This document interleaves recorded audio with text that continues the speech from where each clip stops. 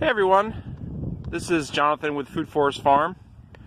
I'm out here at Shelterbelt Farm in the North Orchard here in Brookendale, New York on a chilly first day of spring in March 2019, and I'll be planting some chestnuts today, some seeds, to try to start a little bit of a chestnut orchard. You can see the trees going across the landscape here in the North Orchard, contour with berms and swales, traveling around the South Orchard over there. But we're at the top of the North Orchard, and here's my setup. I'll do a walk over.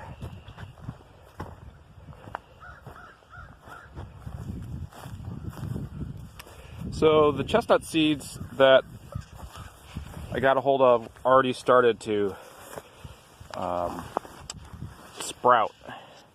You can see here a little root starting to come down from a seed, and we'll be putting these in the ground today.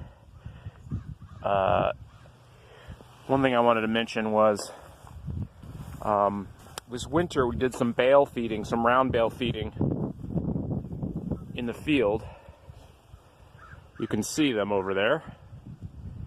The reason we do that is to bring some more organic matter into these fields that are pretty denuded, and the soil needs some more minerals, organic matter, seeds for increasing the pasture, diverse seeds.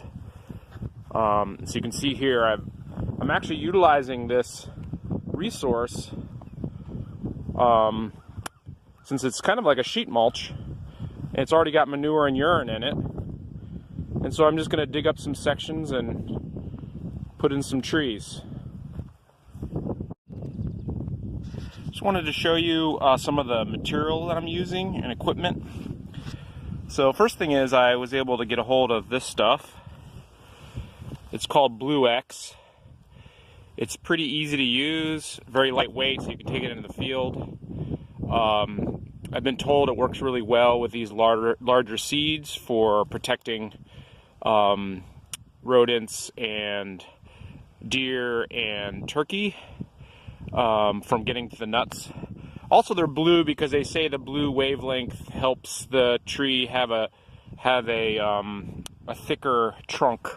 Over time, it develops a thicker trunk.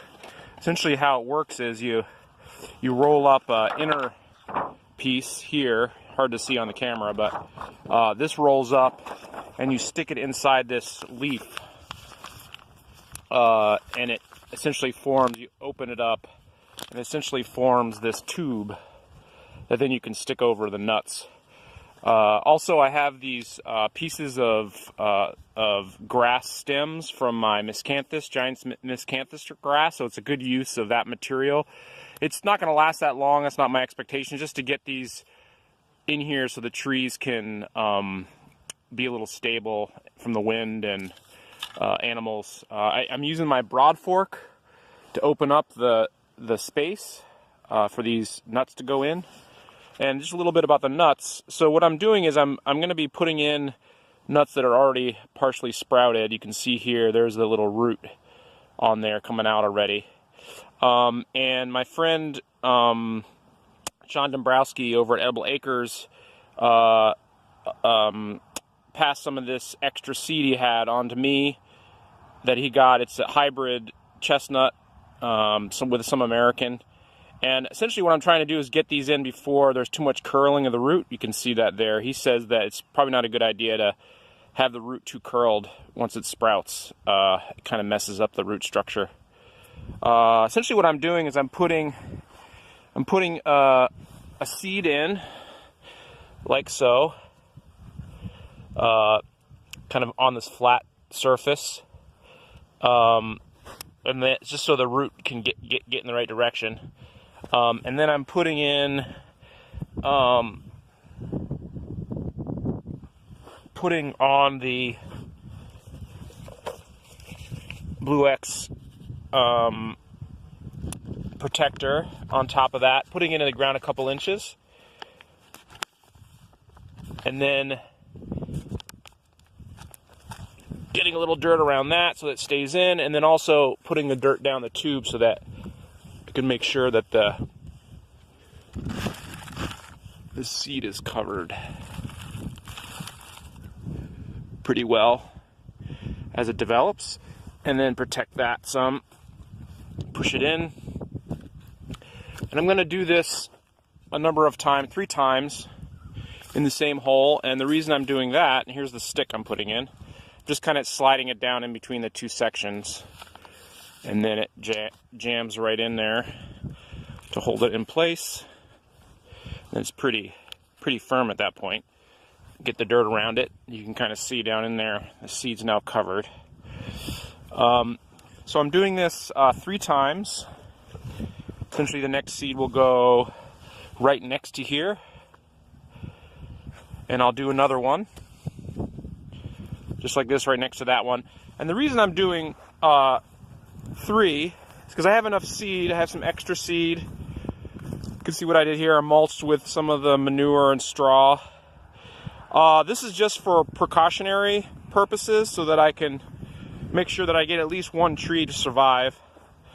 And the way it's going to go is it's going to be in line every 5 or 6 feet on center.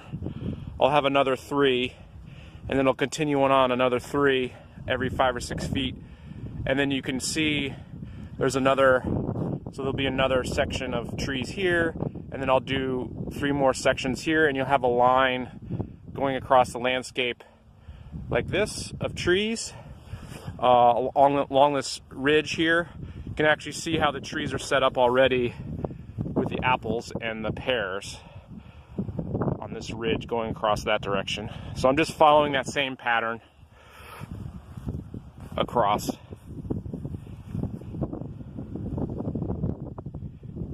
So this is Jonathan planting some chestnuts, some hybrid chestnut seeds out here first day of spring in this good mulch with manure from the winter bale grazing here at Shelterbelt Farm.